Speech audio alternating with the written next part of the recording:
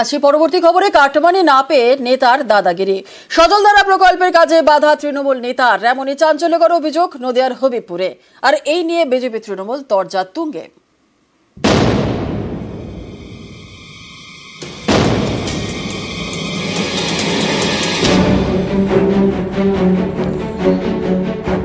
পরিশ্রুত খাবার জল সরবরাহ করতে সজলধারা প্রকল্প।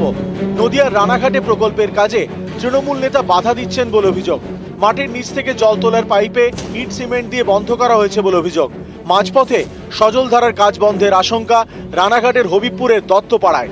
এখানকার সজলধারার প্রকল্পের বরাত পেয়েছেন দেবপ্রসাদ বিশ্বাস। অভিযোগ, সজলধারা প্রকল্পের টেন্ডার পাওয়ার পরেই তার কাছ থেকে তোলা চান স্থানীয় তৃণমূল নেতা বিনোদ ঘোষ। 50,000 টাকা দাবি করেন। এই বিনোদ ঘোষ স্থানীয় পঞ্চায়েত প্রধানের স্বামী। অভিযোগ, তোলার টাকা না পেয়ে তিনি ঠিকাদারকে হুমকি দেন। মাঝপথে সজলধারা প্রকল্পের কাজ বানচাল করার চেষ্টা করেন। কাজ করার পরে প্রধানের স্বামী বিনোদ ঘোষ এবং তার সাথে তার বন্ধু আছে টিঙ্কু ঘোষ, তারা উদ্দেশ্য প্রণোদিতভাবে আমি বোরিং করেছি, বোরিং এর মধ্যে ইট বালি সিমেন্ট দিয়ে জাম করে দেয়।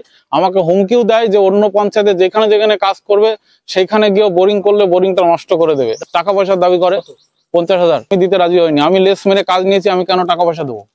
কিছু তো করা হয়নি। আর তারপরে উনি তো অ্যাপ্লিকেশনও করেনি যে এরকম কিছু হয়েছে। এটা তো আমার নলেজেই নেই বা জানিই না এখনো পর্যন্ত। তার যে কিছু একটা হয়েছে সে তো বলবে যে আমার এরকম সমস্যা হয়েছে। আমি তো এখন আপনাদের মুখে শুনছি। মাঝপথে কাজ বন্ধ, এর জেরে বিপাকে পড়েছেন ঠিকাদার। তৃণমূলের পঞ্চায়েত প্রধানের স্বামীর বিরুদ্ধে প্রশাসনের কাছে অভিযোগ করেছেন। যে অভিযোগ পেয়েছি ব্যাপারটা আমরা তদন্ত করে দেখব এবং আইন অনুযায়ী ব্যবস্থা নেওয়া হবে।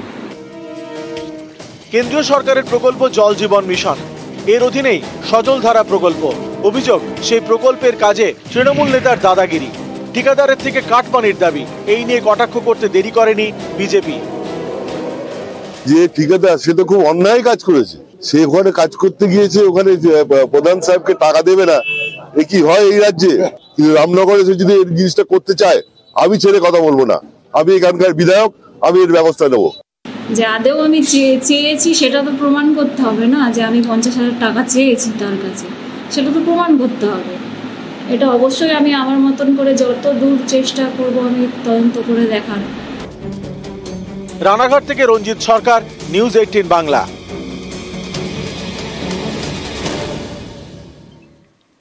উপভোক্তার ব্যাংক অ্যাকাউন্ট থেকে বাংলার বাড়ি প্রকল্পের টাকা গায়েব, এমনই চাঞ্চল্যকর অভিযোগ উত্তর 24 পরগনার দেগঙ্গায়। কাস্টমার সার্ভিস পয়েন্টে ফিঙ্গারপ্রিন্ট ব্যবহার করে জালিয়াতি হয়েছে বলে অভিযোগ। মানতে নারাজ কাস্টমার সার্ভিস পয়েন্টের ম্যানেজার।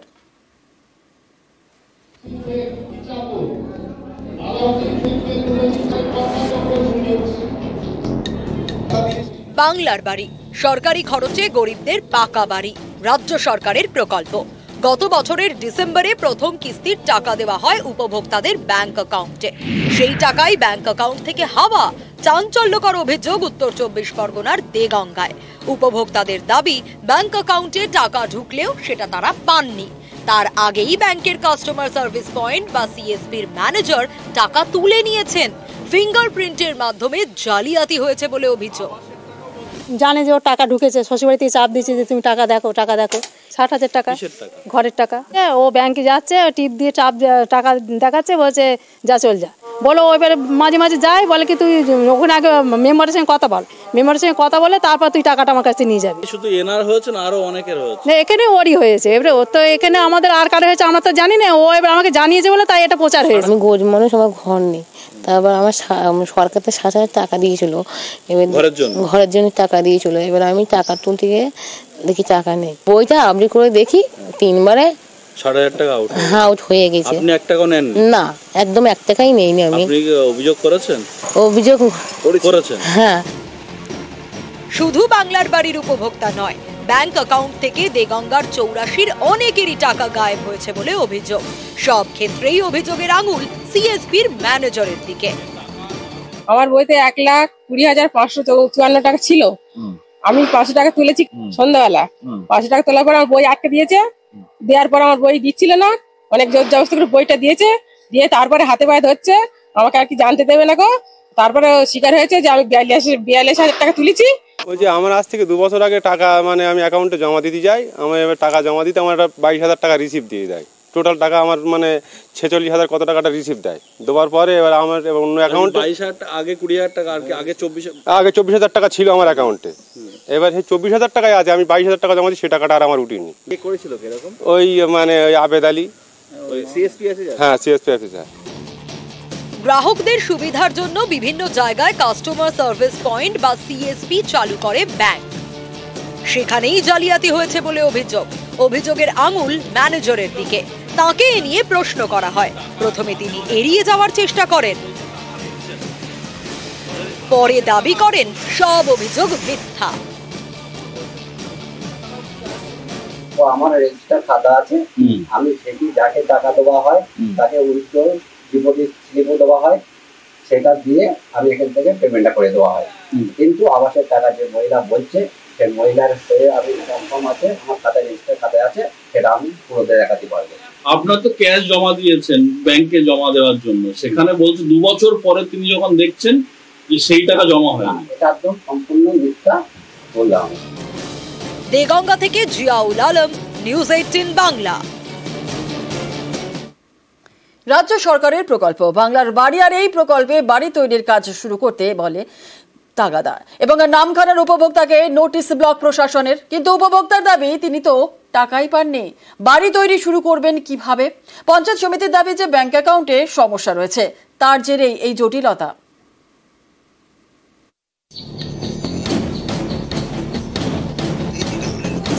রাজ্য সরকারের টাকায় পাকা বাড়ি, প্রকল্পের নাম বাংলার বাড়ি। প্রতি উপভোক্তার জন্য বরাদ্দ 1,20,000 টাকা, 2 দফায় 60,000 করে। গত বছরের ডিসেম্বর থেকে প্রথম কিস্তির টাকা দেওয়া শুরু করে রাজ্য সরকার, কিন্তু অনেকে টাকা পেয়েও বাড়ি তৈরি শুরু করেননি। এই অভিযোগ দক্ষিণ 24 পরগনার নামখানার বাসিন্দা নিখিল দলপতির বিরুদ্ধেও। তাকে দ্রুত বাড়ি তৈরির কাজ শুরু করতে তাগাদা দিয়েছে ব্লক প্রশাসন, ধরিয়েছে নোটিশও। কিন্তু নিখিল দলপতির দাবি তার অ্যাকাউন্টে তো টাকাই পড়েনি, বাড়ি তৈরি করবেন কিভাবে? বিডিও অফিসে যাই, যে দেখুন স্যার আমার নামে কিন্তু টাকা ঢুকেনি, অথচ আমার বাড়ির নোটিশ গেছে, এখনো পর্যন্ত কোনো টাকা ঢুকেনি। আমার নামে নোটিশ এসছে মানে টাকাটা আমার এসছে, টাকাটা ঢুকেছে, টাকাটা কোথায় গেছে কোথায় আমরা কি করে জানবো, আমরা সাধারণ মানুষ। নামখানার দেবনগরের বাসিন্দা নিখিল দলপতি মাটির ঘরে থাকেন, পাকা ঘরের খুবই দরকার।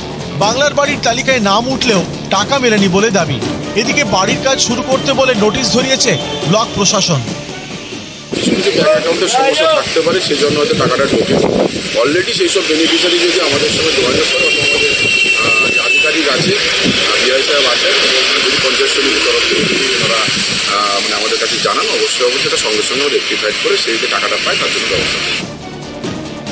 প্রথম দফায় বাংলার বাড়ির উপভোক্তা 12 লক্ষ।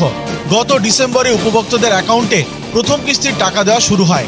সেই 60,000 টাকায় বাড়ি তৈরির কাজ কতটা হয়েছে, সম্প্রতি এই নিয়ে নবান্নে রিপোর্ট দেয় পঞ্চায়েত দপ্তর। তাতে মেলে চাঞ্চল্যকর তথ্য।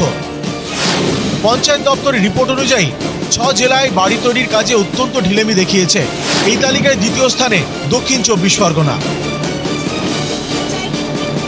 নামখানা থেকে বিশ্বজিৎ হালদার, নিউজ 18 বাংলা।